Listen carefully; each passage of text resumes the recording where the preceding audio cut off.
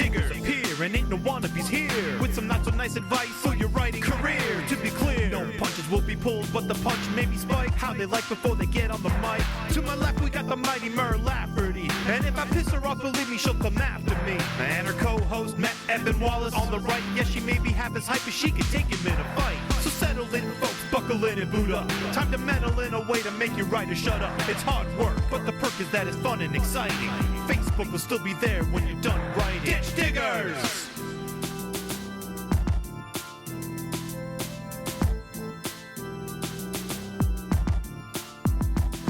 Ditch Diggers! Is officially live from the beach. It is officially Ditch Diggers. If you tuned in earlier to our test and everything, you probably, I don't know why you're back, but we appreciate it. I am here in Kill Devil Hills, North Carolina, on the Outer Banks with Gwenda Bond.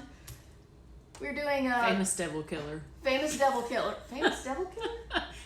Actually, long story for later. Okay, story for later. We're doing Ditch Diggers here live. We're sorry Cameron can't be with us, but yes, she is.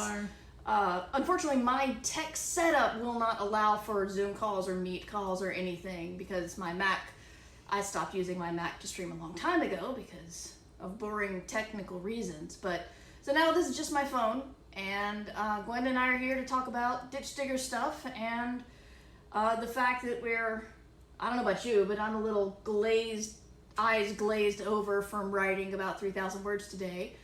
And but that's what we're here to do. We're here to sit in a big ass house. We do. We each have our own floor. Yeah. I write on the third floor, and I wrote 4,000 words today, which is an insane amount for me. You beat me. You beat me. I do not usually write. You had a meeting. I wrote did. The last 1,000 while you were in your meeting. That's right. You cheated. And I don't have a phone. Okay. Okay. Christopher says there's no such thing as a boring technical reason. There's only intensely interesting technical reasons. Those were those kind that swoop down and fish from the sea, not seagulls. There were so, 4 of pelicans? them. Pelicans. Okay. I don't know all the bird names, so I wait for Mer to say their real names. I like the little ones, too. Anyway, hi Christopher, thank you for dropping in, and essentially the incredibly interesting technical reason is the fact that Macs really don't like audio. They don't like And our internet anything. here is terrible. And the internet here is terrible, but I mean, I had already planned on not doing it because the Mac doesn't like audio, so that is why we're doing it on the phone, and I hope my battery doesn't run out. I just realized. Oh, God.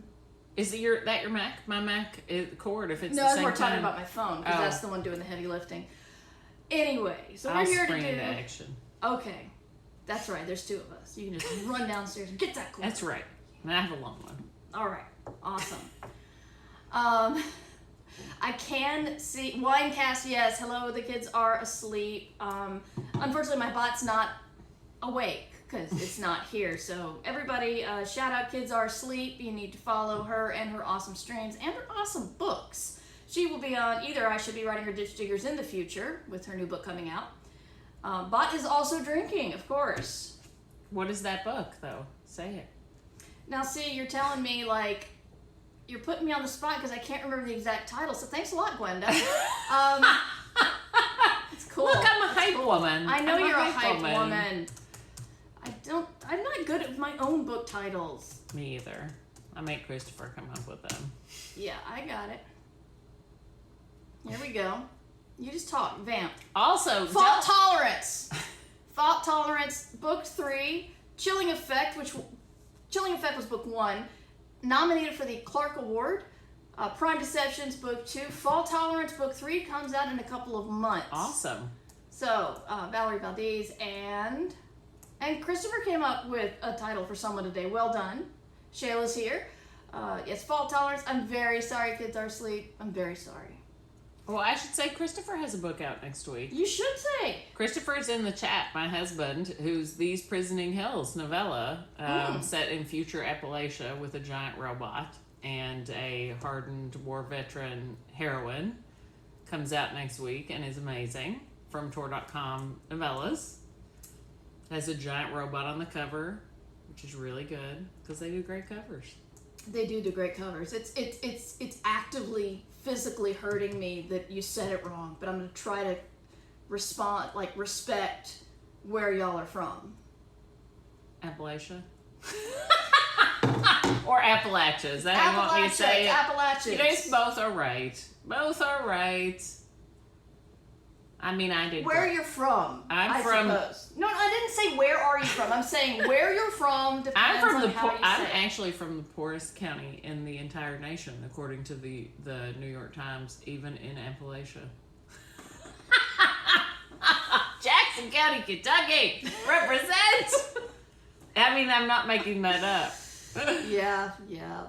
Hey, Starman, firefighter. I got it. Is this when we got in a feud? Is this when we became enemies instead of our common enemy, Chad, next door, who jogs? Wait.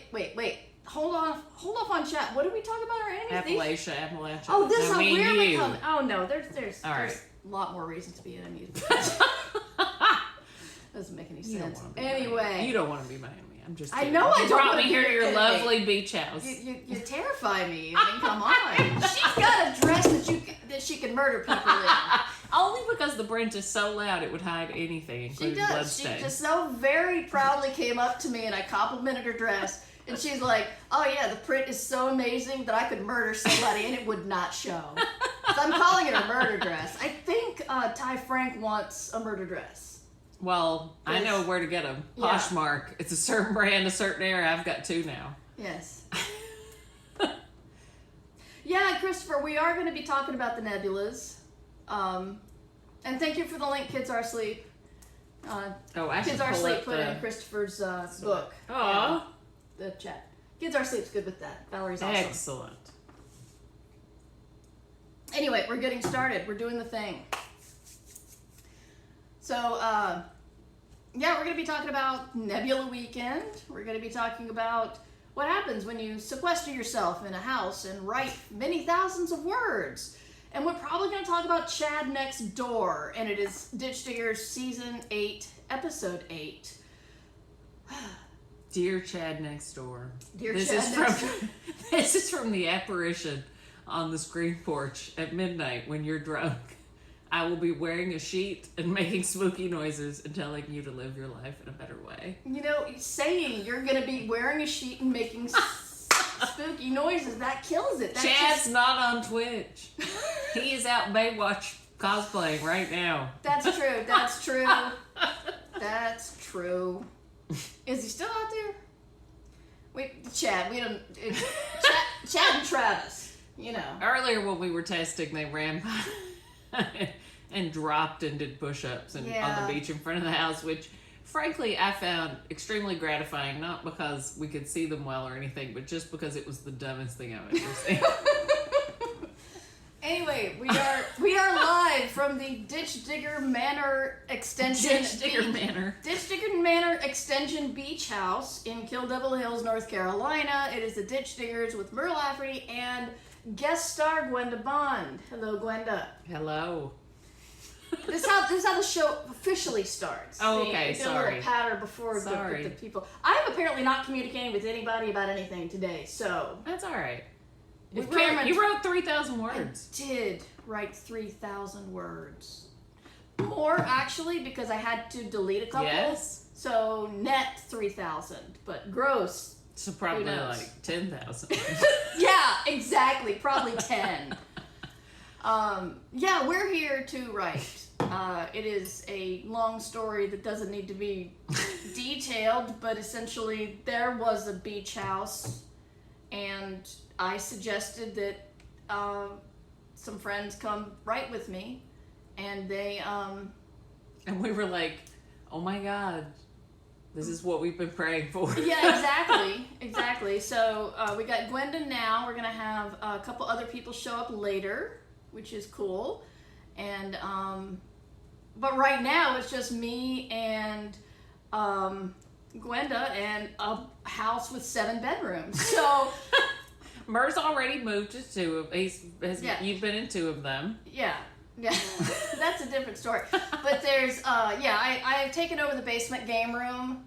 I've already hooked up my Switch. I feel very, very accomplished there. Hooked up my Switch to the the TV down there, and took over the table and wrote a lot of words, a whole lot of words. And I rearranged the living room. Yes, you did. There's lots of rearrangement going on here. So we are just trying to write as many words as we can, because we both have looming deadlines, as you do. And then, like, Pelican, speak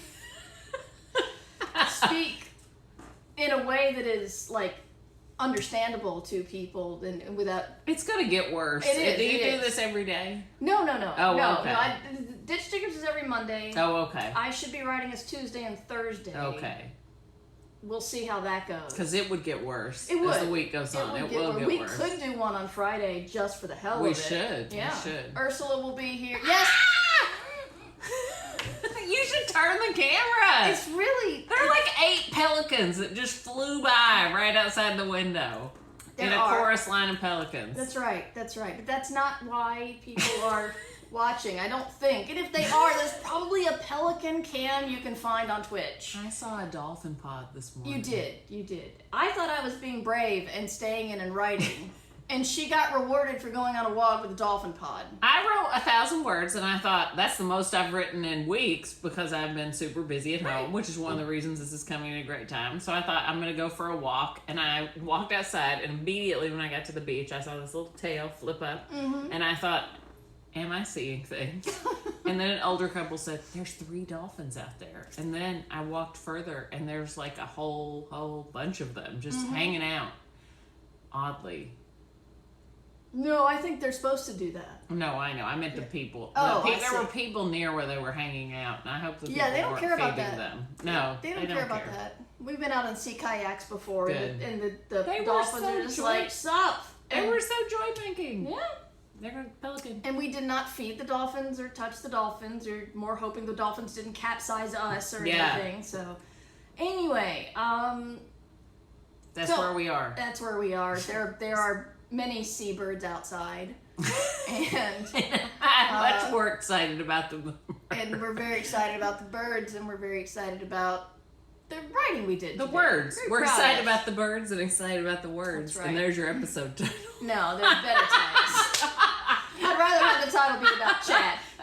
There are people next door who, my comment to my family was, I remember my first beer too. There were people screaming, laughing, and I was thinking, nothing's that funny. And if you're high, then just eat a cookie and shut up. Exactly. And if you're trying to get that guy, he's not that funny and he doesn't deserve it. So it was just... Look, it's 9:30. Can you keep it down? It went on a lot longer than It did. It was on your side worse, I think, than mine. Yeah. So Gamer Gramp wants to know, did we bring the doggos? No, this is a doggo-free house, and doggos are currently back home with the family. That's right. I miss the doggos. A lot. The slightly injured geriatric doggo is, as far as I understand it, trying to manipulate the family right now. Aww. He is a devious little asshole, and so he's feeling better, I'm pretty sure, because he's up to his old tricks. I have sworn around this vet. I feel so bad for her because I've been so frustrated with my dogs. I have just like dropped all filters, and when he was feeling better but still acting sick last year, I just basically, when the vet called to check on him, I'm like, oh, he's a little asshole. He's a complete asshole and he's fine. And yeah. See, he liked it when we were like hand feeding him because we were trying to coax him to eat because he didn't feel like eating. Later, when he felt like eating, he's thinking, this hand feeding thing's pretty cool. And so he kept trying to, anyway, though I think the doggos are fine. They're home with 2 of their 3 people. So yeah, they're good. Yeah, they're good. I mean, one is a lab who doesn't like water. And the other one is a little bit too much of a rambunctious pit who's not, we don't really want out with people. None of our dogs like water, and only 1, 2 of them like people. So, I feel you. I'm glad you understand. It's weird when you have a dog that's not the best socialized. You feel like you're the only person in the world, and everyone else is like, oh, my dog bit 3 people. I'm like, what? I mean, our worst socialized dog is the one we got as a puppy, who has had every advantage. So she is literally the poster child for us. Sometimes that's just how they are. Yeah. Anyway, so what I wanted to talk about, besides the awesome opportunity to go to a place like this and focus only on writing, and apparently going to the grocery store and getting grocery store sushi, which is really good on the coast. It was really good. Really good on the coast. Is the fact that the Nebulas were this weekend, and it was very exciting on a multitude of levels. So I felt bad because I was trying to get ready for this trip, and I missed it. It's like, I remember I have watched the last 3 Nebulas very eagerly online. Like 3 times ago, I was just watching because I wasn't there, and then the last 2 years were virtual. They decided to go virtual again this year. But I missed it this year, and I felt bad because my friend Divya was up for Best Novel. Yay! And Premium Muhammad was up for Novella. You had the thing up, didn't you? Oh, somewhere. And I'm very honored to have known several people. Tons who of were great people. nominated. A member of mine and Christopher's writing group, Alex Harrow, was up for at least one. Yeah, Jason Sanford with Plague Birds, A Desolation Called Peace, Arcady Martine, I love all of these people. And the ultimate winner, Master of Gin by P. Jelly Clark. Such a great book. He has written amazing things. Every time I don't know all of his work, but it feels like every time he writes something, it ends up on a word list, but I don't think he's won anything yet. But he won the Nebula for Best Novel this year, and I'm so thrilled for him. He does amazing work. I have to say that Unbroken was one of my favorite books I read last year. I wanted to mention The Unbroken too. I love that book. Yeah. That was good. If you've been sleeping on it. Sleep No More, but not like the show, because that's a weird reference for me to make. Yeah. We have a friend who's obsessively seen it like many times. I'm getting more obsessed with The After Party. We've seen it twice, and then I bought the soundtrack, and I've listened to Jasper's 3 songs many times in the past couple of days, and I'm probably going to make Gwenda at least watch the first 2 episodes she can see I will watch it. The Jasper's episode. One thing that's fascinating about The After Party, yes, we're going everywhere with the topics here, is apparently it's a millennial murder story. What makes it millennial is there's like a lot of character movement on a lot of people to not only solve the murder, but also improve their lives in some way, which I thought was fascinating, that it was specifically a millennial murder story. And it's very interesting. It's also got, if you saw Fleabag, the really, really, I mean, they made him look much uglier than he is. The really ugly guy, Jamie, whose last name I can't remember, but he was Jamie, who slept with the woman from Fleabag a couple of times, and he shows up as Walt, who nobody remembers from high school. And the guy is, he's so awkward that you know he's a comedy genius. He's just... There are so many British actors that can go from, like, can do that, what we would call in the past, in a sexist way, the hot librarian transformation. Yeah. Right? Who can play, like, the absolute dork and dweeb, and then who can play, like, the idealized. Well, I haven't seen him play like the super hot guy, but I'm just saying he was not overly made up to be ugly in The After Party, but he's very awkward. He's awkward. Okay. Nobody remembers him, and he's just... I haven't seen this yet. He's beautifully just like, nobody remembers him, and he tries really hard, but he tries really hard in that really awkward way that just kind of makes everyone go like, are you listening in on us? Are you talking to me? Exactly. So I highly recommend this murder mystery. It's on Apple Plus. Apparently we'll be watching it later if the internet is good enough. Yeah, Christopher's already saying the signal's breaking up. I'm sorry. Oh no. And yes, I'm sorry I didn't. And Christopher missed it because he was recording the Coode Street podcast, which won the Hugo last year, didn't it? Yes. Hugo award-winning podcast. Well done, Christopher. Good place to be on. Well, I didn't want to imply. Never mind. What? I thought it sounded like I was saying good job, Christopher. Would it be better if I closed my computer? No, I wasn't looking at it. No, I mean like for the signal. I don't know. Or if I turned my Wi-Fi off. Okay. Maybe if I turn... I have no idea. I'm going to turn my Wi-Fi off. The internet is not good here. So, anyway. But don't they know that people come to beach houses to work, to write, to... I mean, maybe they do know, and they're like, all right, writers in the house, let's dial that internet back to like 3. That's what the secret rooms are hiding. That's right. There are lots of rooms that are locked that say private. There's even like some kitchen cupboards locked. They don't say private, but they should because they're locked. But okay, so Kids Are Asleep says it's okay again now, so I guess you close. Maybe I turned off my Wi-Fi, right, so that helped. Here, you can see the chat too. Okay. Yes, so the nebulas. Premium Mohammed also frequently in chat during I Should Be Writing won the nebula for we lost your list. Oh here, yeah, didn't we did. So Nebula Awards. Nebula Award 2022. You could just let people in the chat look it up. I could, but I want to speak about it. I don't want to say like, okay, who won for novella? Well, let's talk about it as soon as someone tells me. No, I don't want to do that. Oh, stop. Yeah, no, this is... Oh, there we go. Yeah. Here we go. About the awards. No one cares. Okay, so...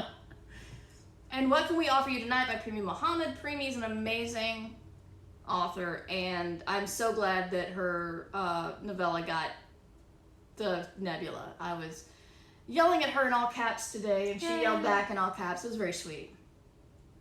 And Novelette O2 Arena. I tried to pronounce his name. I apologize if I do it wrong. Ogunachokwe Donald Ekpe.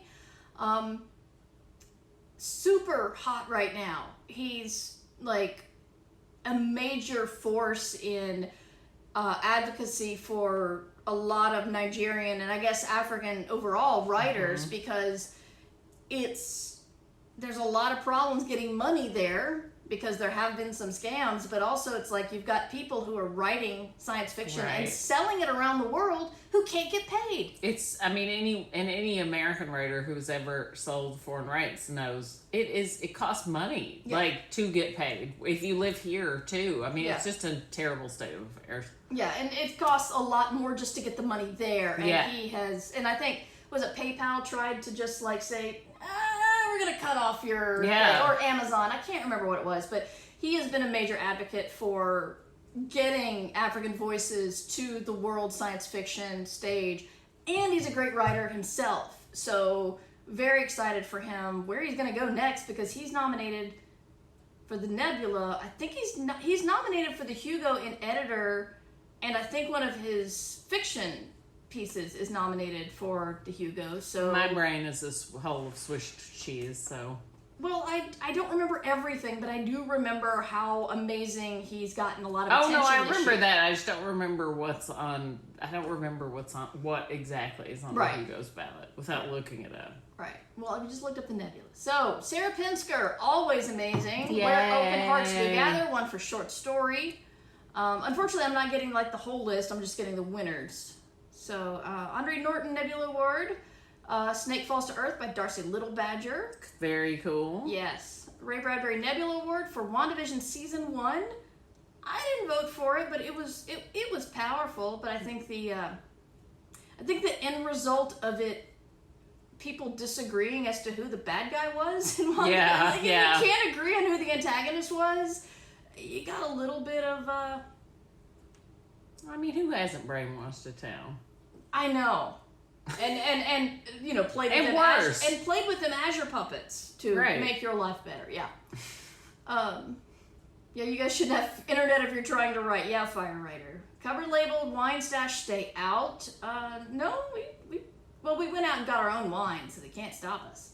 That's the reward, right? Yes. Thank you, Kids Are Asleep. You got to turn that brain off some way. Just don't check behind the brick wall in the basement. Yeah. That's where Merce writing. That's not where I'm writing. Just kidding.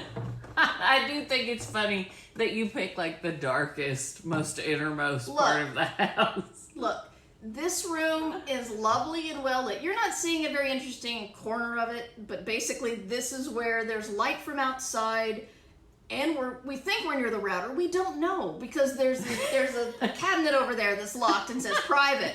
But Gwenda figured out that's the best place where there's a signal.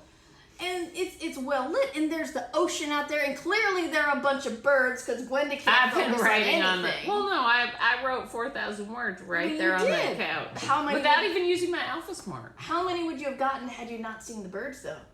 Not more. Okay. I mean, nature helps me. Okay. Christopher's working on a writing patio at our group space right now. Nice. I'm very excited, even if it won't have seabirds. Yeah. Christopher gets seabirds.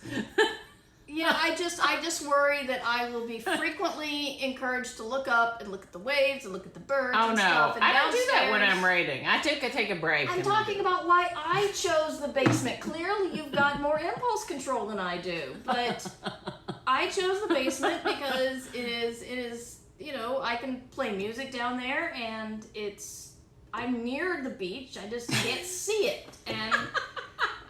Look, it works for me. It does. It's working. Words. You did amazing. More than that, gross. I just can't. Like 10,000. I mean, I just that's estimated. true. No one can check me. You can't prove it. So yeah. Have you ever used Pacemaker? That's what I'm using this time, and I'm finally catching up to the pace that I set myself that I have not. I don't think I've ever used Pacemaker like actively. I've played with it. Yeah. Is it pacemaker.io? Yeah. It's like pacemaker.press. Yes, pacemaker.press. It's an awesome tool. It is. If you've ever used NaNoWriMo, how they take, they'll tell you want to write 50,000 words in a month, but or you're starting, right? But you're starting on the 7th. It'll tell you how many words you need to write to catch up to do those 50,000 words. Pacemaker takes it a different level where you can say, well, I can't write a lot on the weekends, or I can write a lot on the weekends and not on every weekday, or I need to start small and build up to it, or whatever your process is normally. Like, do you write more in the middle? Do you write more at the end? Yeah. So you can say, I write the most at the end, so she'll say, okay, do 200 words today, 300 words tomorrow, and by the end of the day, end of the month, you're doing like 4,000 words. And the thing that's interesting to me is that, like, I have not done a good job because I've been so busy, but knowing that I'm only missing a small amount of words makes it feel more like I can make them up. So the panic was less. Does that make sense? Yeah. I think I'm too close to the end to where it's all going to be a big number. It's all going to be a big number, so I don't need to use Pacemaker, but it is very useful. Thank you, kids are asleep. Told you, she gets those URLs. She's awesome. Awesome. So, yeah, Pacemaker's awesome, and yeah. For those of us that, I mean, I don't know, like, I'm sure these people know, but I don't know that I ever talked to you about your actual, I mean, we talk all the time in the Slack that we're in, but I don't think I know what your general process looks like. My process is someone with ADHD who's been trying to develop a process since about 2001 when I lost my job. And started to try to be a writer for real. Ideally, it is get up early, take care of the dogs, and start writing. I can easily be distracted by many things, whether it's fun like the internet or not fun like dirty dishes or laundry, whatever can distract me, I will let it. And I do my best writing in the morning. But I also but there's a little part of my brain that's a complete asshole that says, if I just do these couple of things that are on my mind, then I can have a clean slate to write. Oh, which is bullshit. And those couple of things take like an hour and a half. For me, they take 4 hours. I was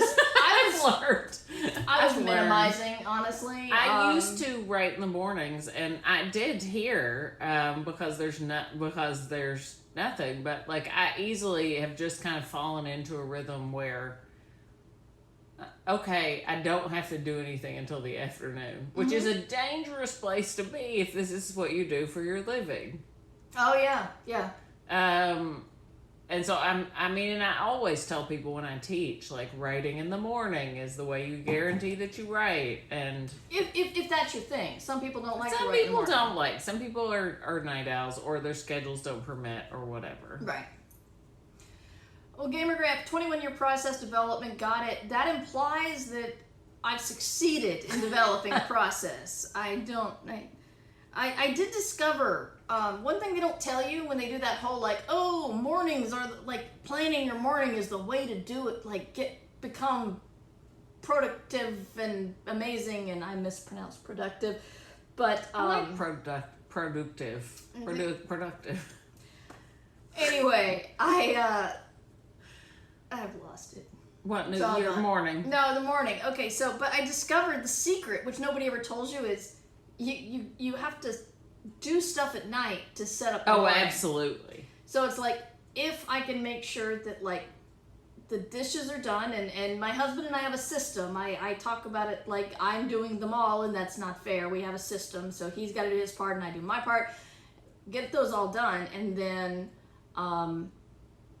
like, even set up the dog's food for the next day, which pisses off the dogs because they think they're getting fed. Yeah. But if you're dumb enough to think you're getting fed at 10:30... That's a great idea, though. That's a great idea. Yeah, we have not done that, and it would make our mornings so much easier. I think Christopher would agree. Christopher's talking about dirty dishes being part of the Internet of Things. Does that mean your dirty dishes can be hacked? They could be sometimes. Yeah. But it's true, because I'm the same. I, like, need everything kind of in its place. Yeah. There's just one reason why we founded a co-working space. And I will say, like, I can give myself mornings off as long as I know I'm going to go there and work. Mm-hmm. But, it burned down, so we had to rebuild it. So that's been a little busy. That's been a little bit of a process messer-upper. Yeah, Gwenda started a co-op writers group, Lexington Writers Room, and then it burned down. And then about this is the special bespoke. You can get a detective agency T-shirt because the new space is going to have frosted glass on the front. Okay, so I made a special T-shirt because I was like, frosted glass is my dream. I'm in a noir. You are in a noir. Well done. So yeah, the Gwenda, her and writing Christopher. room, well, I only talk to you. I'm sorry. I know. I'm sorry. I just don't want to leave him out and he's the treasurer. He controls the money. Their writing co-op burned down, and was it the like 2 months ago? Afternoon after, or the afternoon of the day after? Gwenda's like, secured a new space. It was it was like a week later. No, it was not. Well, it was faster than that. Well, we went to look at us. Okay, the fire happened on a Tuesday. We went to look at a new space. We had an emergency board meeting on Friday. We went to look at a new space that was perfect on Saturday, and then entered into negotiations for the space. Yeah, that's not... Okay, that's slower than what I said, but that's faster than what you said. I don't understand how this woman works. I'm in awe. Like, I'd still be weeping. Still be sitting in the ashes weeping about my dream burning down, and Gwenda's over like, okay, let's negotiate a lease. Let's talk. Well, that wasn't just me. It was the whole board. And honestly, when it was it was a bad fire, so it was a total loss. And I have been through a lot of shit in my lifetime, and, like, my old day job was dealing with emergencies. So, like, literally, I woke up and they're like, "Your building's on fire." My friend actually had bought a friend who is my yoga teacher, had bought the building, and had been renovating the upstairs for a yoga studio because she's like, "Well, you guys are long-term tenants, so it'll be great." But so, it was like 2 blocks from our house, and I got dressed and went down because I'm like, I need to, like, go do TV interviews because this was my old job and we're going to need money no matter what. And we raised like $10,000, overnight, which we did desperately need because it turns out we lost everything except 7 metal desk bases.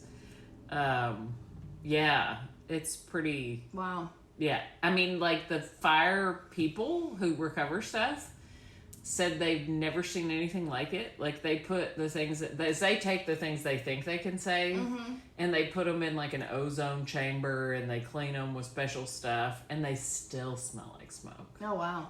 And, like, all the art. But I was like, a lot of people saw the art and were inspired by the art. You wanted to talk about art here. How about that for a segue? Oh. Boom! Let's Gwenda talk said about. she wanted to talk about some art. She wouldn't show it to me. It's a big house. Clearly, I missed something. Let's talk about world building. Oh, world and building, how yes. some rules are not as good as others. This is Oh my- a piece called "Advice from a Mermaid." Yes, I did see this piece of art. This beautiful, beautiful thing. We It's full will- of puns. That's why I didn't pay it any. I'm like, oh look, there's 3 puns I see already. I'm moving on. We won't do any all of it, but I would just like to say avoid peer pressure. I mean, no. Always see SEA life's beauty. You know what? This is why I hate mermaids. Like, not all mermaids. Like Hashtag not all mermaids. Hashtag not all mermaids.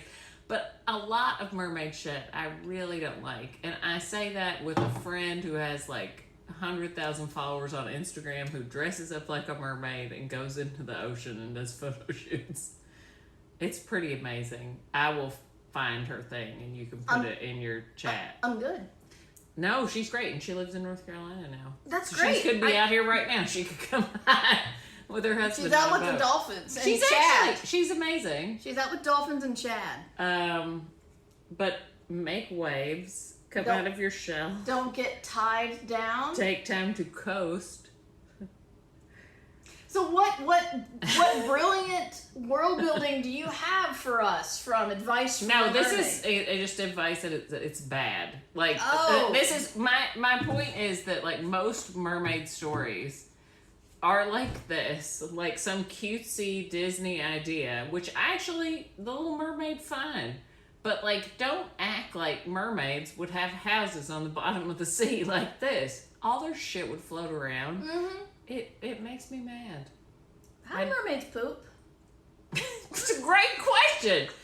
No. You know, they pee in the sea. Well, yeah.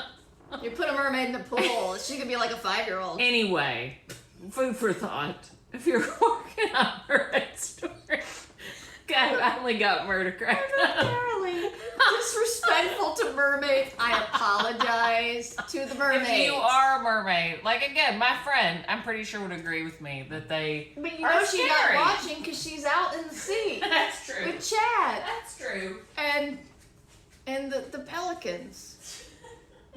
Oh my God! So, are you coming back? She's going. I'm getting a wine. Oh, she's getting more wine. I'm so glad you guys are here with us on Ditch Diggers. It is good times. So, we got the fire ready. Putting my cat's food for the day in little jars. I fill them when I feed the night part of the jar. Nice.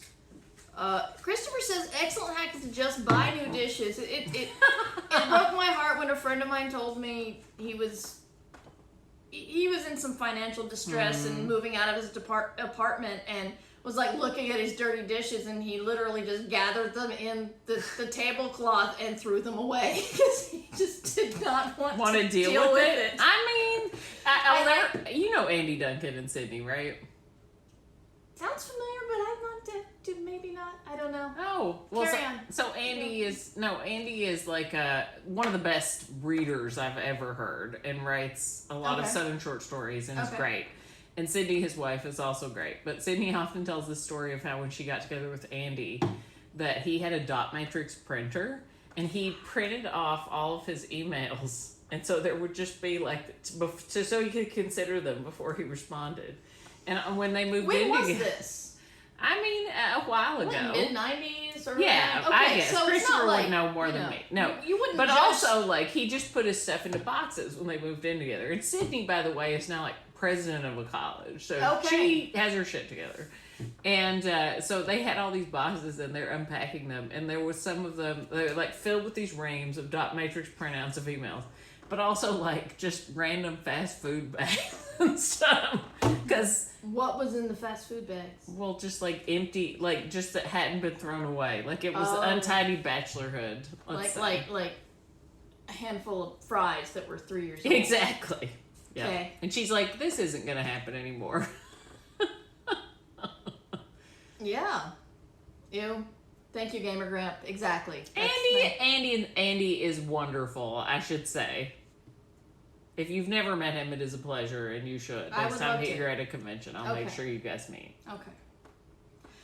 So something else else happened at the Nebulas. And I'm gonna let you talk about this one because What? What? I don't know what you're talking about, Mur. I really don't.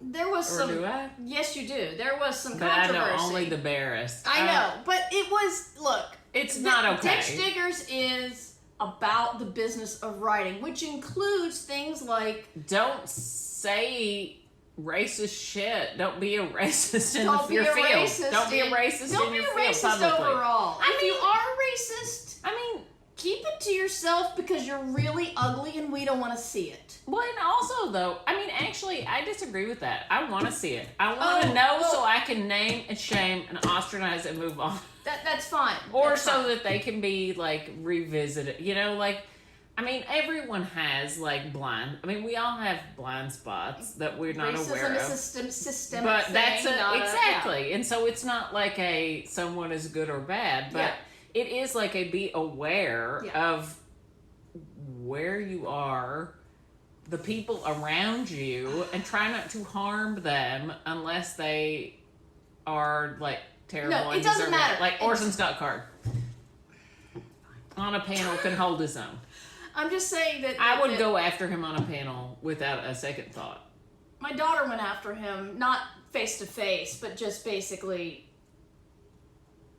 in the London World Con. We had a panel of children of science fiction authors, Yeah. and she was on it, and Fran Wild's daughter was on it, and I can't remember the third kid, but my daughter just started going off on Orson Scott Card and the harm he's been doing to North Carolina politics. She's And amazing. I'm just Your like, daughter's amazing. Yep, You that's go. my kid. Yep. It's my kid. A+. Very, very proud of my kid. Anyway, so I think Saturday night was the Nebulas, and that was when we knew it was going to happen because they always announce it beforehand. But Mercedes Lackey was granted Grandmaster of Science Fiction, along with Which like- was not an uncontroversial choice in and of itself for various reasons that I really am not plugged in enough to explain that well. you just said it wasn't controversial. I meant that it was. Okay. I meant that it was. It's yeah. For it's- various reasons. Yeah. I don't remember following all of those reasons, but Yeah, that's why I don't want to number this. I don't want Sure. to leave out anything important. so she accepted it during the Nebulas, which is when it's awarded. And the next day, on a panel, she did a racist and got kicked out of the Nebulas, which is absolutely right. I'm just Yes. saying that it's not a good look to get a grandmaster No. of your field. And then, like, the newest reason involved transphobic I thought the newest reason involved racist comments. I don't know why I'm picking this, because it's all bad. It's but- all bad. I mean, obviously, the people who objected were right. You know, which is not always the case, and it's a very difficult thing, right, to navigate. Like, it's complicated, and I remember she issued an apology. I do remember that. For which part? The early one or Previous, the- the okay. early one. I'm sure she'll issue another one, but now it's going to be much harder because Yeah. you have to actually show that you've made amends. Yeah, Kids Are Asleep says before the racism. Okay. Yeah. Okay. Yeah, it's not a one is better than the other, one is worse than the other. It's just like I had heard it was a racist thing. So thank you for the clarification. Yeah, and it was just like, and there was a woman of color on the panel. And I it's just can't fathom it, honestly. like, what are you doing? It's I like shouldn't the- tell this. Am I during? This is going to be archived, right? It's gonna be on the Ditch Diggers feed, so if you don't want to say it to where anybody can download it, you probably shouldn't. It's hard to decide. What do you after think, Christopher? 4,000 words and Christopher, 2 glasses of wine. Can I ask your husband to weigh in? Is that rude? I will say my one personal encounter with Mercedes Lackey was at a festival, and I do feel that it showed a lack of thinking about the people around her from their perspective. Yeah.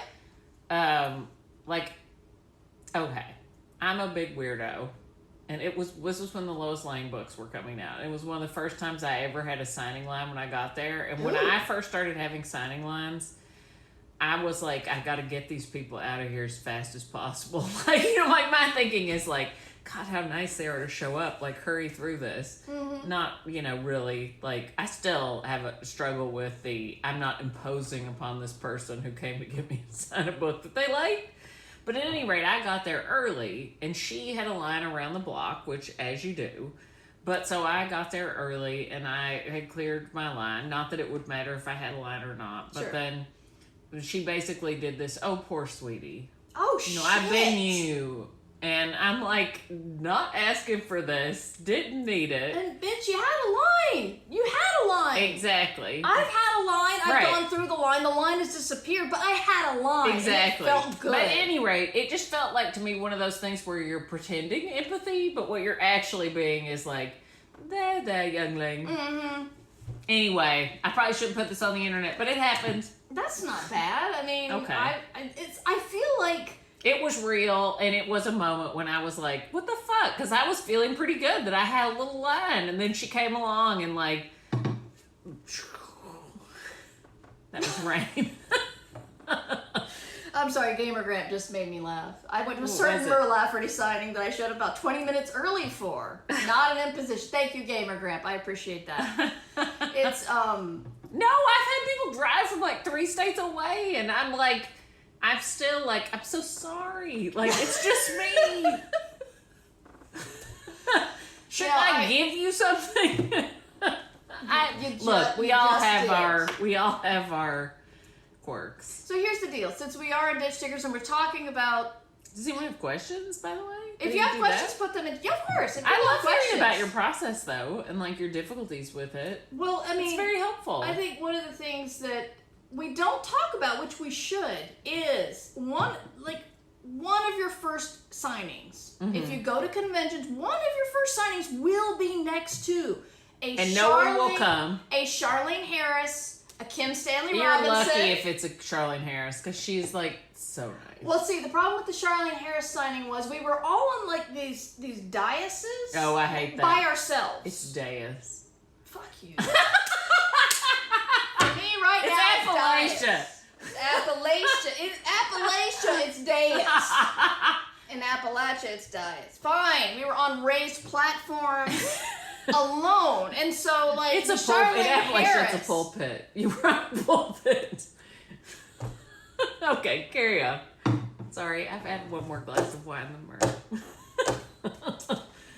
Anyway, so we were not together at a table. We each had our own table, and it was a big long room. So basically, it's like Charlene Harris was over here with her mass, and I think it was Shauna McGuire. I'm not entirely sure, but somebody else equally popular was over here with their mask, and I was very amused because they'd drawn a little cue with tape on the floor, and no one had to cue for me. They just walk up completely through the tape. I was a little offended. They broke the line. They just like did not walk. I'm gonna stage a flash mom for one of your signings at a convention.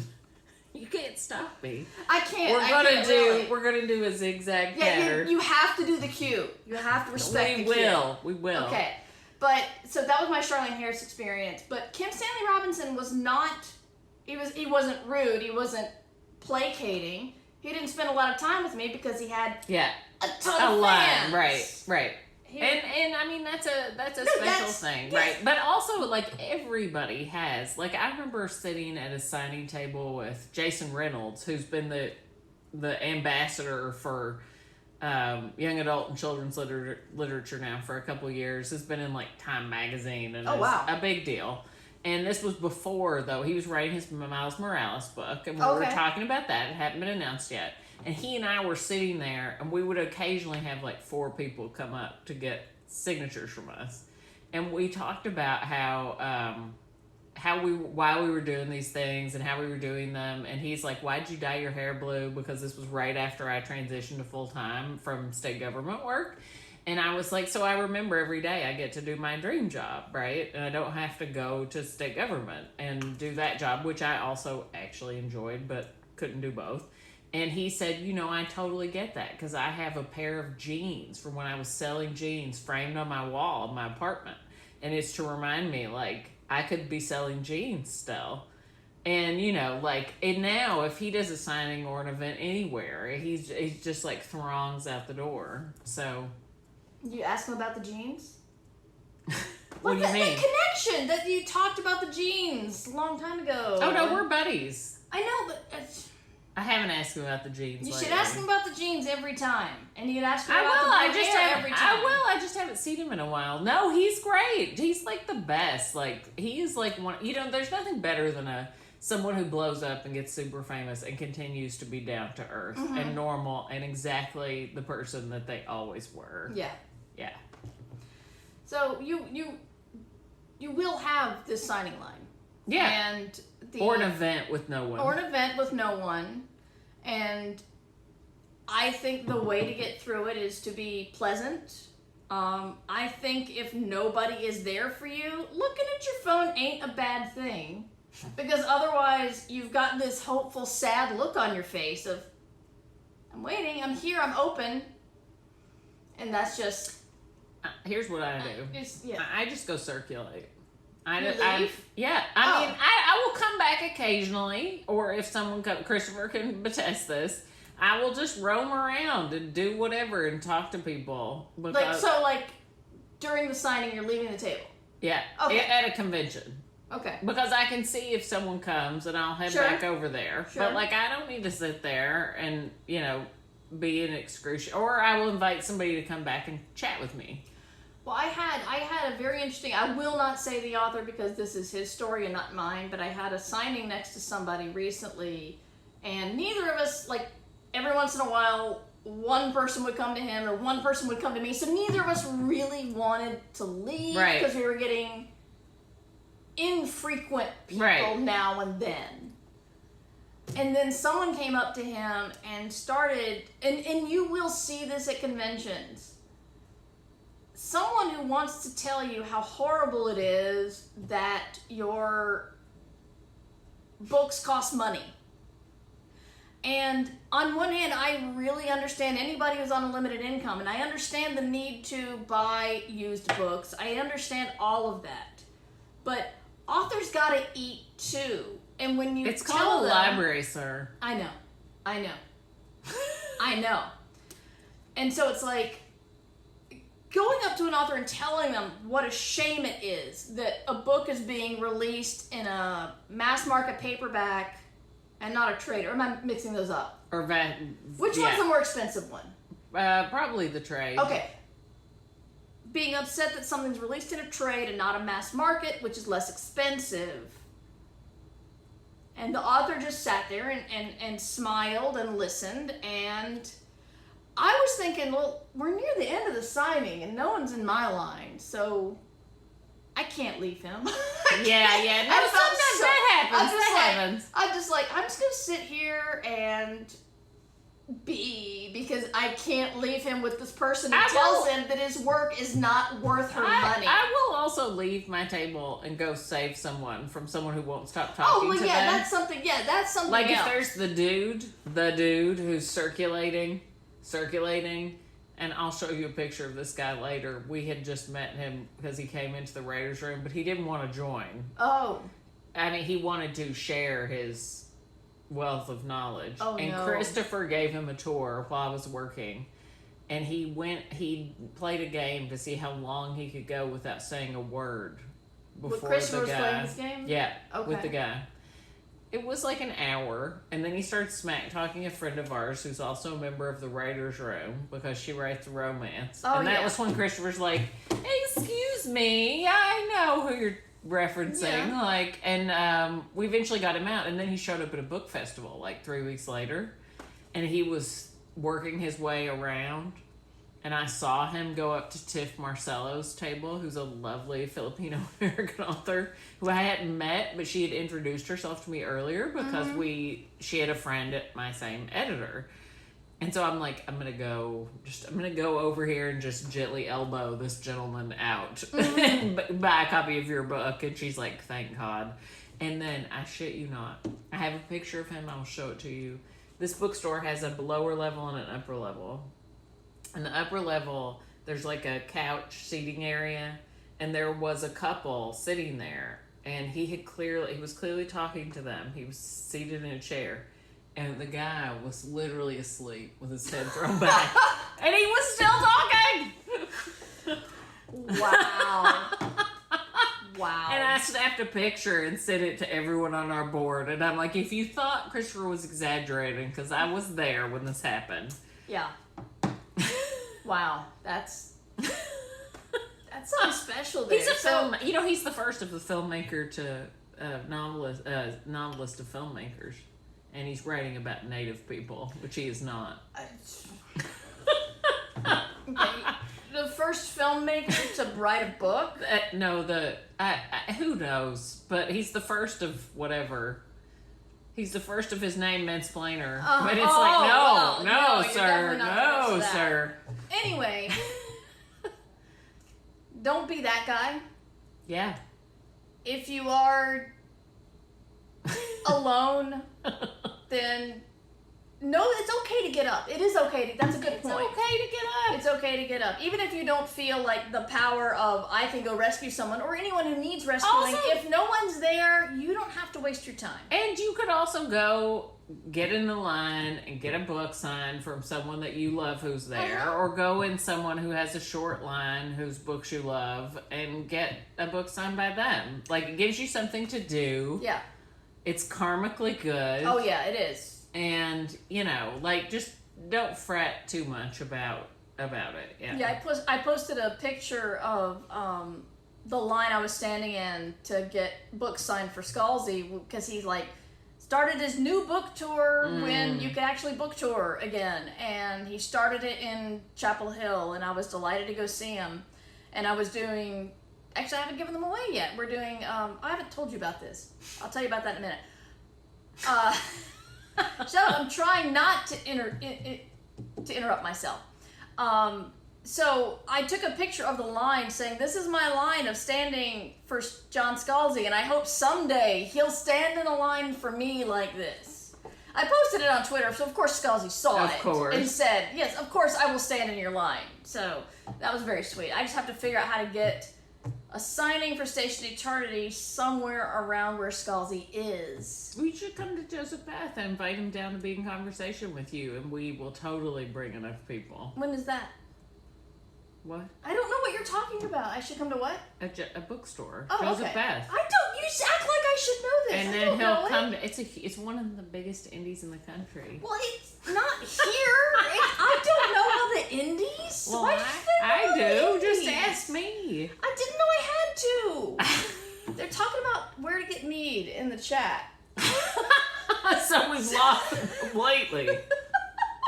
You know, one of the nicest things ever, Holly Black took a picture. One of the longest signing lines I ever had was at BEA for Lois Lane. They had to like drop ship more books the night before, and Holly Black took a picture of the line. Nice. God bless her. I had a feeling of this is me getting personal and not actually talking about Ditch Digger stuff, but like there are people in my life, they're dudes, who I like and admire for a number of reasons. But I've noticed have no interest in me. Like, they'll like to talk to me. Like, who do you mean? I mean, I know you can't say. No, no one you would know. Just people in my life. Not, like, writers. Not other writers. Not people I see at cons. But, like, in my life. One guy I used to work with. We liked hanging out together. He left for another job. He came back into town and said, let's have lunch. And I'm like, great. I was up for the Now Astounding Award.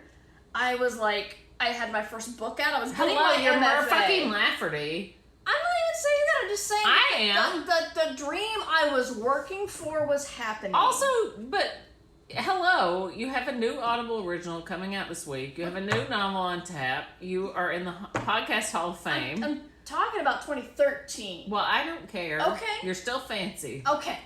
You were fancy then, and you're fancy now. I'm fancy. Thank you. But the thing is like as we were talking, I realized I'm like, he hasn't asked me anything. So, like Christopher, I'm just like, I'm going to sit here and we'll talk about him, but I'm going to wait. Yeah. I'm not going to offer anything about myself. I'm just going to wait to see if he gives a shit. And he didn't. Another time, I was He just wants to say, I had lunch with my friend Burr Lafferty, who's killing it. Well, he didn't know I was killing because he didn't ask. He probably looked you up online Really first. doubt it. But Wow. Well, don't go out to lunch with dudes no, like I'm that. not. They're the worst. I'm not. I'm learning. Chad. Fucking Chad, man. Fucking, I'll haunt that guy. If he's in the house next door, you better look out. I'm gonna haunt that guy. So there's your call for the day. I'm called haunt. I really wonder what you think Chad is afraid of. I mean, I'm pretty sure he's afraid of 47-year-old women in nightgowns yelling, "Woo! Be better, I'm watching." That would terrify him, yeah. I don't think I am 47. I'm not sure Christopher can confirm or deny. I have a hard time keeping track of my age. There's probably a little card in your wallet that says something about that. I can't do math. Look, birds! Birds. Birds have flown by. So there was another friend I was connected to via Kung Fu, and I really liked him. We had a lot of the You same. do Kung Fu? I did Kung Fu. That's I don't cool. do Kung Fu anymore. We have a North Carolina friend who used to do Kung Fu and doesn't anymore. You should meet her. I She's should. in Raleigh. We could talk about whether it was a good idea or not. Kung Fu was amazing. Also, she's a massage therapist. But I met a friend who did a lot of other geeky stuff, and we bonded. But then I left Kung Fu, he left the area, and then we met at New York Comic Con. I was flown to New York Comic Con to sign my Star Wars novel. Fancy. And I walked by a booth and saw him. First, I saw him like he was on the ad. I so hope he was kung fuing a la No, Karate he was not Kid. kung fuing. Cobra Kai. The fact is, the guy's pretty attractive, and so he was modeling the clothes he was then on the floor selling. He was not like a horrible ego man with one dude in his booth. It's like he was part of a corporate thing, and Okay. he was both model and salesperson. I think that might have. Well, I Chad? think there might be Dolphins? a dolphin out there. Dolphins or Chad? Pokemon or prescription You drugs? just have to wait because they just. Yeah. Anyway. We're talking to people here. I'm and sorry, Jeff I'm sorry. Starfleet has confirmed that despite the fact they're talking about me, they are listening. So it's like I'm so sorry. Murr's much more focused than I am. old friend, and Because hadn't I seen him can't in a see while. people, so I'm like, what am I looking at? I'm just talking to you.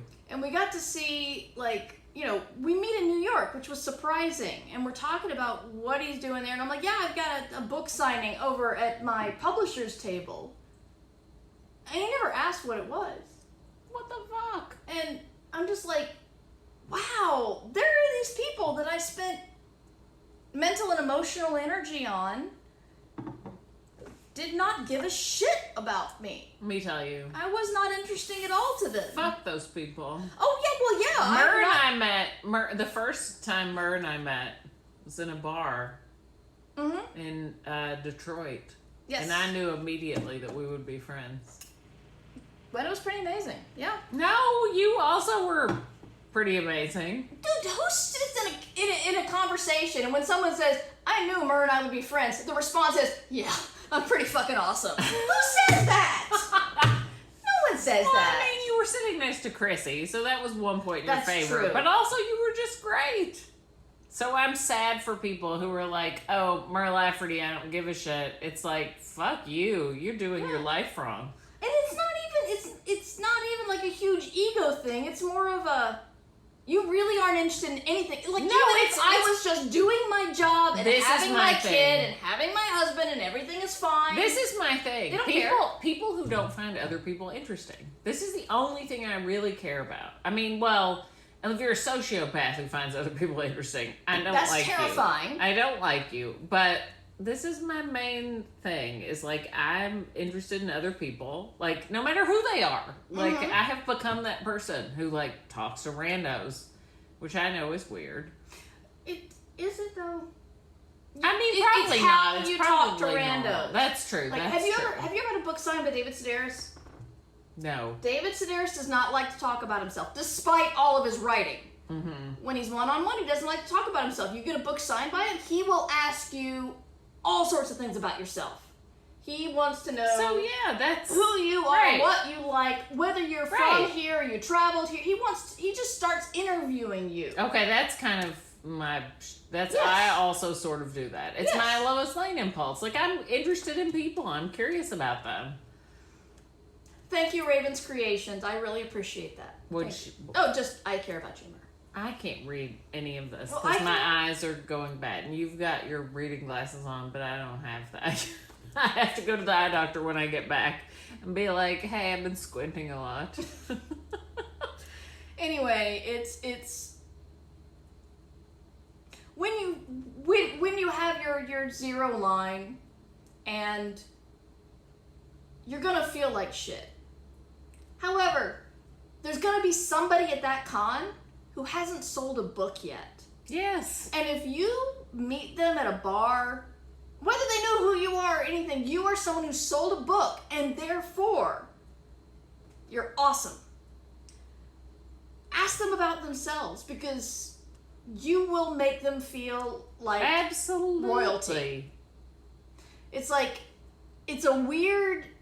Power dynamic makes it feel too adversarial. But No, it's like when you're sitting next to Kim Stanley Robinson and you're looking at your line and you're looking at his line, it's like you feel like dirt. But then when you meet somebody in the bar who hasn't sold anything and you've sold one book, it's like you are the star, and they're just like, I must learn from you. And also, like, we've been talking a lot, and like, I have a Friday Zoom with a bunch of writer folk, some of whom are way more advanced and much more literary and fancy, and I'm like the commercial hack.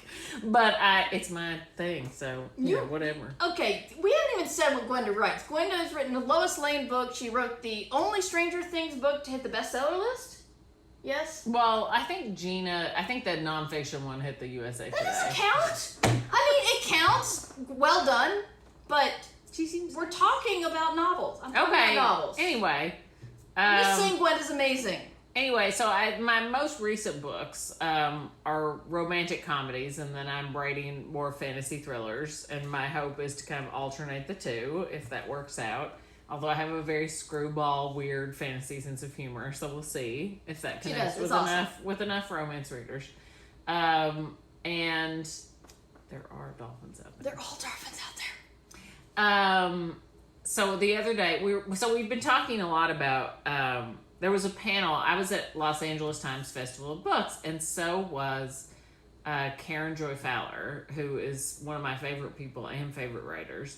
And we went to her panel, and there were these two other guys on there, and they started talking about how you need rivals or enemies or whatever as writers to like make you better. And we were talking after about how we've literally never felt that way. And I'm like, maybe it's because they come out of journalism, because I went to journalism school, and I can kind of see that dynamic in journalism at play. But still, like, it makes me sad. But at any rate, like, Independent Bookstore Day, I did a very brief signing at Joseph Beth, our indie bookstore. The indie bookstore I need to go to, apparently. Which is enormous. I hear. One of the biggest in the country. The biggest? It is. It's huge. It might, and no, Pal's is probably bigger, but I mean, it is huge. Okay. And it sells a lot of books. Okay. And Scalzi's close enough to drive down, so could be in conversation with you, and he's a really good conversation partner. Scalzi's great. I love Scalzi. I know. He did my book launch for Not Your Average Hot Guy, my rom-com, which I really appreciated because he's always been very positive about romance, and he writes comedy, and so it's like most male science fiction writers, if you ask them to be in conversation with you for a book that is being published as romance, would say no. I'm sorry. Kids Are Asleep says, why would anyone want to deliberately cultivate enemies? Except maybe Orson Scott Card. Exactly!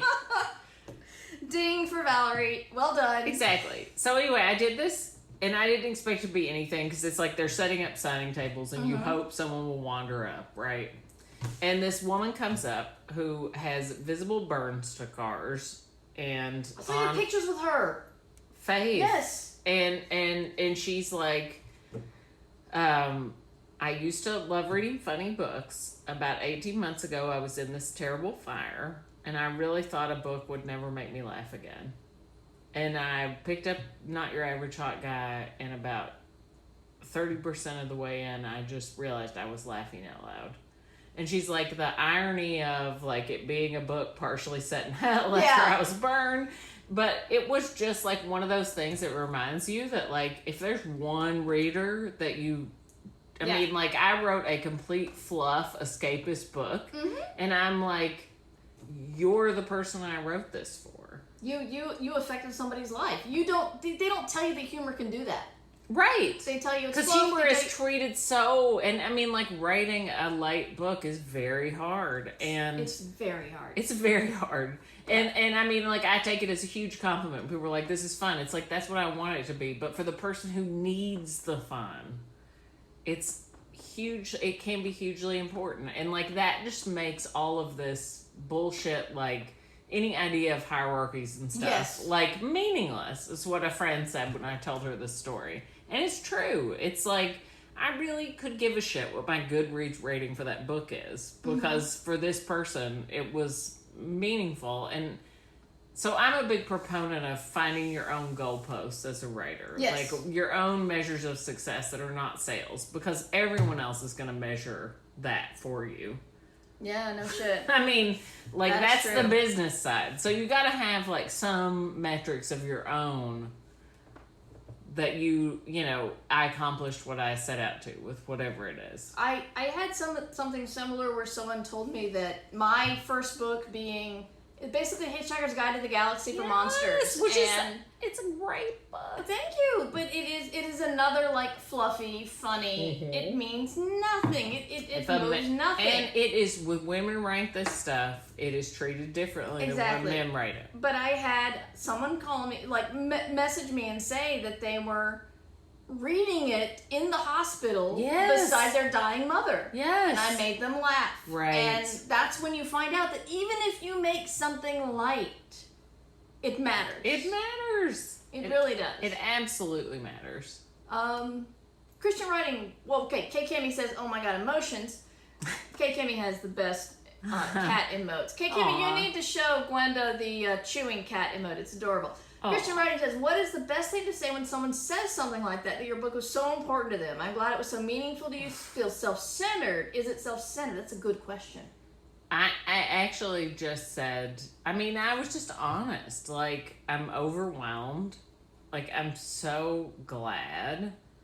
And also that's exactly, I mean, like, you're the reader. I mean, in that particular case, it was just so, we had time, because there wasn't a line, and she was just someone who had come.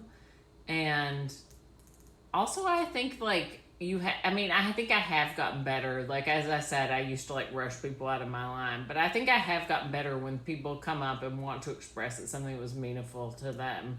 Like, you need to give them that space and reflect it back to them. Yeah. That, like, I mean, obviously it was super meaningful for me. But what's meaningful is that the book caused her to have this experience, right? Like, it's not about me, it's more about, like, because books are a collaboration, right, with the reader.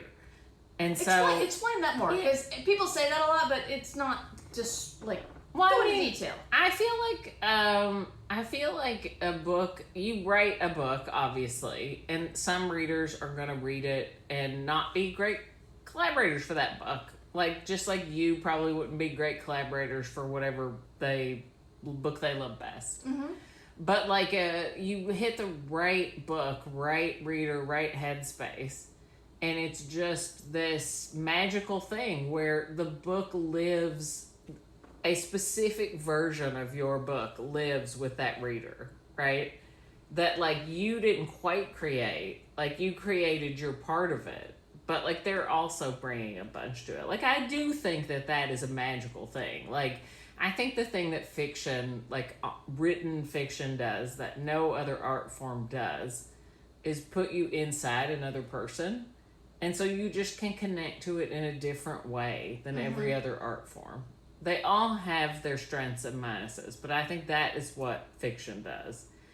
And so, not to sound too grandiose about it, but, like, I do always think about the reader as a collaborator. I'm still looking for dolphins because I can't really see the camera, so I'm sorry I look like I'm, like, musing into the clouds. No, you're looking for dolphins. But, like, it's not necessarily, I mean, I am thinking about delighting a reader, especially when I'm writing comedy or romance. But even when I'm writing like a more serious book, like I'm writing right now, like I am thinking of the reader and what I want to evoke in them, but I'm also like hopefully leaving space for like that magic of the reader and everything they bring to the table. Yeah.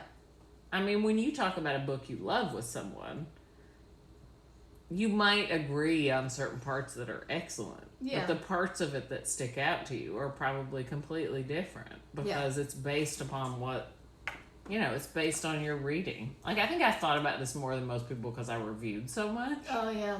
Early on. And so it's always about meeting the book on its own terms when you're reviewing. I remember I wrote a 100-word Christmas story. I was trying to copy Neil Gaiman because he had a 100-word Christmas. You want a copy of one of those? Sure. I'll give you one. Anyway, we have one that's not on a wall or anything. I was trying to do a 100-word Christmas story, and it was a very dark Christmas story about how Zuzu from It's a Wonderful Life, she's like, every time a bell rings, an angel gets his wings. Well, unfortunately, the angel that Zuzu granted wings to was Lucifer, and she ended the world. But I only had 100 words. As you do. And so a couple of people read it and saw it as like Lucifer redeemed or something. And I'm like, I only had 100 words and that's what they got. So I can't tell them they're wrong because that's the story that they read. I was going for a lot darker, but okay. That's what they got out of it. Interesting. Yeah. People bring a lot of feelings about Lucifer, I've found. That's true. That's as someone true. who has written him in books as well. Yes. There's the chewing cat emote. Oh that is my favorite thing. I love it. Yes, the 100-word stories are tricky, Daniel. Indeed. They are. Short stories are tricky. Yeah. You guys are mages that can write them easily. I'd rather write a book any day. Yeah. It takes longer, but not as much fiddly stress. I don't think it does take me longer. It takes me longer. The short you can stories. write it takes you the length of a novel to write a short story? I mean, maybe not exactly, but it used to be almost. Okay.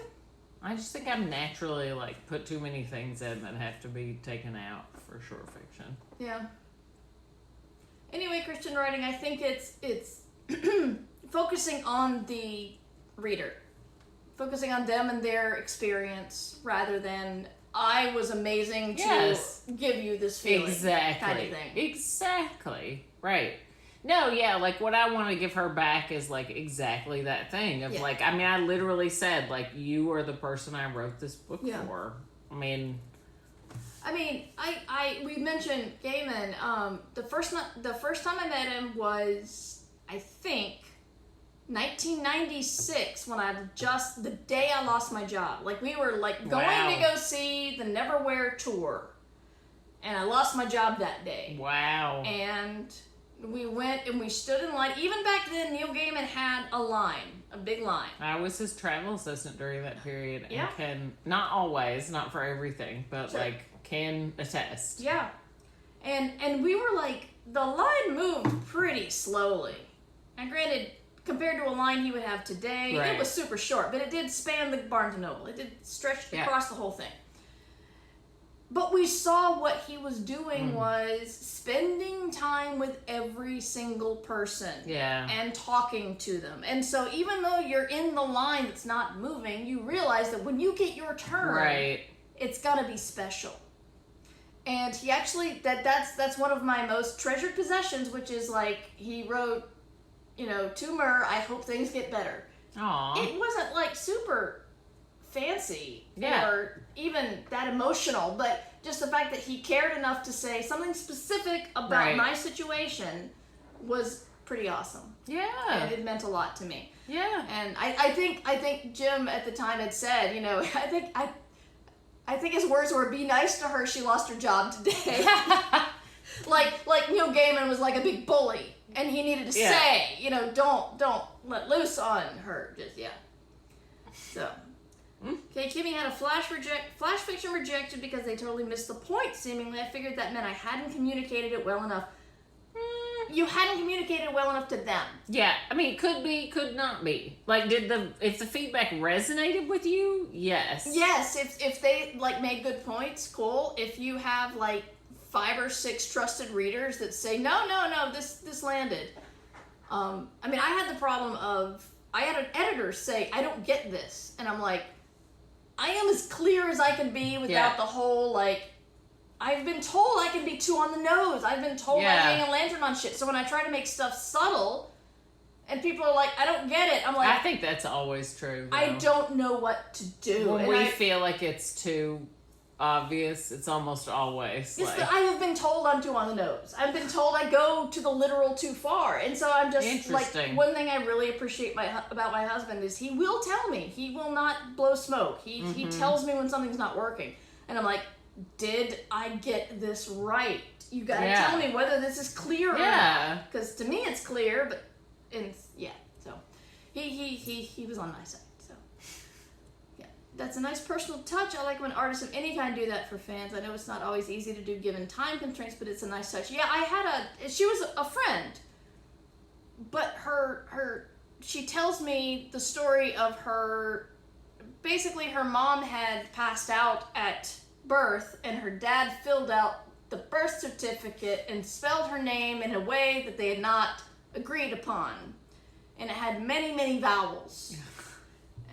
And just to be polite, I'm not going to say her name, not even her first name, but it was not a way to spell this name that I had ever considered. And even though I knew the story about her dad, I knew the story about the misspelling, when I signed her book, I still spelled it wrong. And so what I did was I wrote, I spelled your name wrong. I blame your father for spelling it wrong in the first place. I wrote all over the page about how much I blamed her father for making me spell her name wrong. And she was just laughing, and she thought it was the best thing ever. Oh, that I did this to her book. I buy at least one book every signing because I have either spelled my own name wrong or someone else's wrong.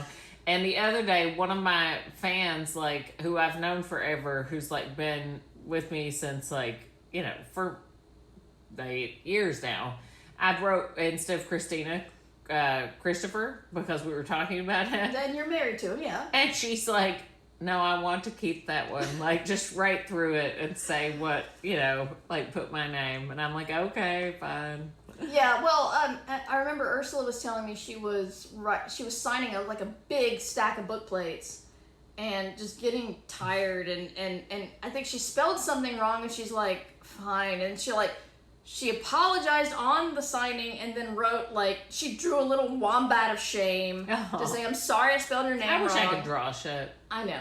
And then she posted on Twitter, it's like, I had to draw the wombat of shame because I misspelled someone's name. And then her Twitter feed was full of people going, oh my God, I hope I get the wombat of shame. Because they were the only ones to get the wombat of shame. Of course. I'm so jealous of authors that can draw shit when they sign for people. You know, I've tried to be jealous of Ursula, but she's just too nice. Not Ursula. Just anyone who can me. draw. I'm specifically talking about Ursula. I've just been... I got the worst hangover the night she got her book deal. I'm serious. I'm absolutely honest about it. She started in fiction before I did. Like, started succeeding in fiction before I did. And she was at my house when she got the call. She was at game night. And I'm just like, congratulations. And I remember that hangover. And I remember I need to be happier for my friends in a more constructive way that's not painful and sad. I'm lucky in that is the one impulse I really rarely have. Like, I mean, I pretty much am always like, let's get champagne. I am very happy now, but at the time, I was jealous. I understand. I understand other humans have these feelings. You're just better than us all. No, I just feel like I have this. I don't know. Like, I'm pretty happy to be me, and like, I know I could be much more successful, but like, I wouldn't want to write someone else's stuff, and so. No, I'm happy now. I just remember. Maybe I am too healthy. Maybe I am too healthy. I'm trying to be honest and just say basically. No, I think that's great. Like, a lot of more people feel that way than feel my way, and like. But, you know, Ursula will admit that her career has not gone in a way that any normal person's has. And so she really did. Like, she stumbled onto an agent and stumbled onto a book deal. And how did this happen? And it's all weird. And I'm not saying she's not deserving. Please. She's but also incredibly talented. It's just like, the fact that her career went the way it did was just like, but there's how? also, like, I mean, even as someone who, like, took forever to get an agent and stuff, but also wrote for PW and Watchy Six, it's like, there is no typical career. No, there's not. Like, everyone's success story is different. And every success story has ups and downs. And that's the part that we mostly skip these days. We need to talk about that more. I'm thinking maybe, if I don't know Martha Wells very well. I think she would love to talk about that. You think she would? Because Martha Wells, see, what's really funny is when I did my brief stint at teaching at Stone Coast, someone was like, I just found a new author. Her name is Martha Wells. And I'm like, Death of the Necromancer Babe. Martha Wells is amazing, but she's not new. So, she broke out big with Murderbot. Martha and I met when we both had books with the short-lived Strange Chemistry imprint, and we're both obsessed with America's Next Top Model. And I think that at that point her career was pretty much at its low ebb, and we had very candid conversations, and I do think she's very candid about those things, and there's so much that's out of your control. Like, you mentioned Charlene Harris earlier, and I used to interview people for PW all the time, and like, I still remember Charlene Harris's recipe for a breakout book. Like, because a lot of people don't realize she had a whole other career writing cozy mysteries before the Sookie Stackhouse books. Right. Like 20 books, and it was failed, and she needed to do something different. And there was really not, that was really not a thing at the time. And she basically, that book, the first Sookie Stackhouse, got sent everywhere, rejected. And a junior staffer finally picked it up. Her agent kept sending it out because Charlene said keep sending it out, and apparently is loyal forever to him because of that. Joshua. Yes, Joshua Billings. And then it was, so her formula is right book, right publisher, right timing. And there's very little that we can control about any of that. Yeah, except for the book. Exactly. Yeah. Kids Are Asleep says 20 books as a failed career is woof. Well, I was just talking about, and I will get the number wrong, but like was hanging out with my friend Emily Lockhart, who We Were Liars, and her new prequel to We Were Liars is on the bestseller. And her first bestseller was 27 books in. Right? So, you know, like, careers are not cute narratives. No, definitely not. And we've talked, I'm not going to name names, but Gwen and I talked today about people who hit it big with their first book, which is everyone's dream, but the pressure, right, and the expectation, dealing with success can be difficult. The pressure, the expectation of both publisher and reader can be a lot. It can be. And if you're not prepared for that, then you can like hit it big and then just like freeze. Yeah. Or write something that's not so good. And it's tough. I don't know specifically, but talking to like when Martha gave her Nebula speech, it was the year that I was there, and she was just like, I thought my career was dead. I really did. I got a new agent, and Jen like sold Murderbot, and Murderbot did what Murderbot does. Murderbot, I'm convinced, I don't know this for sure, but I am convinced that they had to design the Hugo ceremony specifically around the fact that they had to give Martha time to win Best Series. Mm-hmm. Give her speech, get back to her seat. It was like walk backstage and then back around and then back to her seat and sit down for her to win Best Novel. Because they were back to back. Yeah. And because it was in DC, they were kind of doing they didn't do a lot of skits, which was nice because there was a fire or an electrical thing, there's disagreements on what happened, but the ceremony was already delayed an hour. We were all tired. The before ceremony had gone on too long. Not the ceremony, the before cocktail party.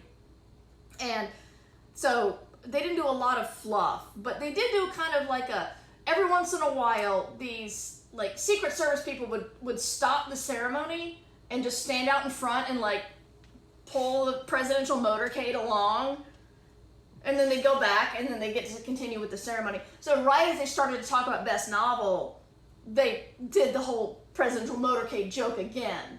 And I'm like, it's Martha. There's only one reason they would do this. Yeah. It's so Martha can get back to her seat and then go up and win again. Yeah. And yes, that was pretty amazing. I'm really happy for her. Me too. She's the best. Yeah. I would like to get her on to talk about, because, I mean, the feeling of selling a book and being excited and then it not doing great, and then the next book not doing great, and then the next book getting like a 1/3 cut on your advance and a 1-book deal. No, wait, I can talk about this. And also all getting great reviews, by the way. Yeah. Like, I don't think she's ever had a book that was poorly reviewed because she's an amazing writer. Yeah. So, yeah. I've not had the Martha Wells experience, but I have had the, like, book and then not quite as good and then not high expectations and then things went well and then they didn't care anyway. But that's another story, and there's been wine. So, we need to order pizza, and it's only 7:30. Yes. Christian Writing says, definitely had a moment today when I saw a 16, 17-year-old on Twitter announcing her first book deal and thinking about the fact that I'm twice her age and could have been writing this whole time. You could have been Christian Writing, but I promise you I have been there, and it is not worth the regret. I try to think of it as the years I did not spend writing were years that I spent growing up, getting other experiences, getting ready. Yeah. Because if I see it as absolutely wasted time, then I absolutely I'm just going to agree. feel shitty about myself. Also, there's no wasted time when you're working or not working. Like, I mean, and I know so many young writers, not all, there are some who have managed to hang in there and build a career, but it's very difficult when you sell a book at an age like that to have any sense of expectations whatsoever. And if it does well, like, that is also can be a problem. Yeah. Because it literally sets you up for nothing but, I mean, there are very few people whose careers go in a straight line up. None that I can think of, actually. There's an excellent episode with Tobias Buckell last year of when he talks about the stock market of a writer's career, because everyone wants to see the writer's career do this, and really it's up and then down and then up and then down. And even if you're constantly successful, every high is not going to be the same high. You have to figure out other ways to define your career besides sales. But what worries me about the younger writers, they don't know, and you don't know if anyone's going to tell them. I've spoken a lot about this. I don't know. I'm hoping you guys already know this shit, but in short, advances are not as shiny as they sound. They're great. It's awesome, but your agent gets 15%. You do not get the advance all in one hunk.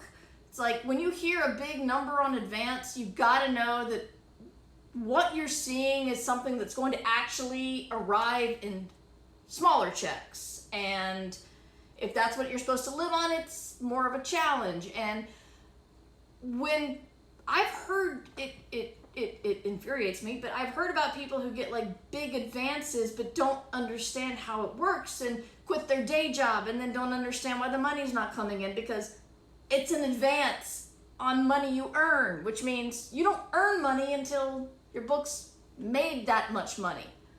So you get the money up front, but then you have to earn that much money in sales before you get royalties. And this feels elementary, but a lot of beginning writers don't get this. And a lot of agents like pounce on them to say, let's get this big hit, but don't actually try to develop a career. Right. And so that 16, 17-year-old hit the jackpot, but let's hope they don't metaphorically, whatever it means, spend all the money, whether it's metaphorical money or real money, screw up their career by making bad decisions.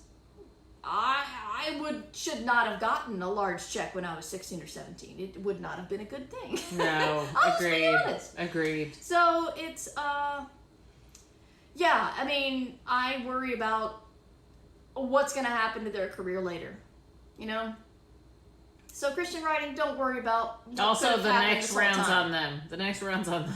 They can't drink that's right. yet. They can't drink, but they're buying our booze. Come on, man.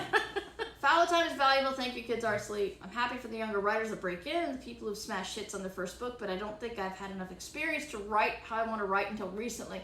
That's very mature, Daniel. Absolutely. Very smart. I'd love to have more steady, slow growth as a writer over peaking early than worrying about living up to initial success. Yeah, you want initial success, and then after a couple of books, I'm like, no, wait, I think I'm much better. Also, there are some people who have a huge success, and their later books that don't do as well actually are better books. Yeah, but they don't like have that whatever best-selling thing. But they don't have that umami.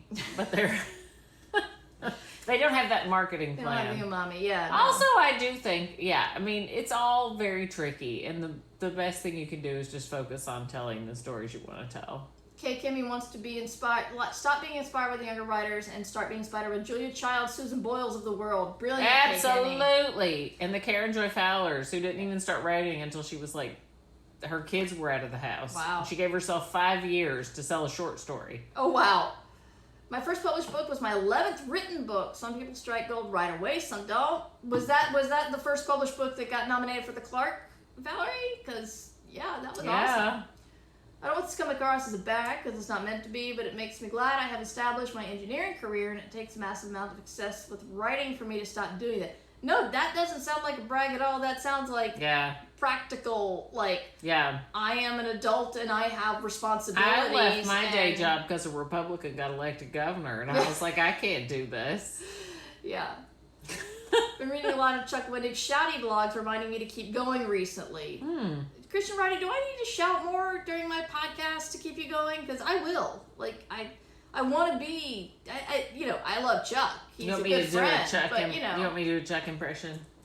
There's bees everywhere. I love Chuck too. I'm just saying, if you need to be yelled at to keep going, I am happy to do so, Christian. Keep fucking going. Keep going. Me too. I have evil mer. That's enough. That's true. Just don't make mermaid puns. Like, if you've hit the mermaid pun stage, it's time to walk away. That's true. Don't do. Yeah. Okay. Yeah. If Elon Musk somehow became my boss, then I would leave this job. There you go, Daniel. We should probably end because we should eat. We need to eat. I've had a lot of wine, as you can tell. I've not had enough, but I figured I'm the driver You're here. the boss? Where's my boss? I was just going to say I'm the driver here, but whatever. Is Steven still... Is Steven still... What are those... What are you pointing at? Diving or blinking lights? I don't see any blinking lights. I see some birds. Oh, okay, it's They could be diving. They do that. That's where the fish is. Steven is still streaming. I don't know how long Steven Joyce is going to stream, but we're going to raid him because he's delightful. Please tell Steven we said mermaid and we love him, and you guys go and be awesome and work hard and don't be intimidated or driven by anybody else's success. Yeah, fuck that. Yeah. Mermaids. You just said don't write mermaid puns, and now we're mermaids for life. I'm very sorry. I just get a break. Anyway, nice meeting you all. Yes. Tell your... Sorry for my rantings and ravings. Damn it. This is a legit username. Why do you do this to me? Why don't you tell your address and I'm web stuff? at Gwenda on Twitter. So there you go. and GwendaBond.com. Okay. And I have a Substack. It's GwendaBond.substack.com. And on Instagram, I'm Gwenda Bond. Are you sensing a theme? You can find me anywhere. And I just announced a new art heist book, which is what I'm working on here this week with Myrrh on the 3rd floor. Yes. Basement life forever. with Del Rey, so I'm very excited. Okay, I finally got the raid set up. Hashtag Merraid. Tell Steven to go to bed, probably, because it's late. Steven's in Scotland. Oh, okay. So, anyway. Y'all take care. Thank you for watching Ditch Diggers. I will try to come back for I should be writing tomorrow. We'll see what happens. Yeah. Y'all take care. Thank you for watching. Released under Creative Commons Attribution, Non-Commercial, No Derivatives License. Our music is from Devo Spice. DevoSpice.com. Ditch Diggers! This is a free show that is funded by our patrons. You can help out at patreon.com/mightymur.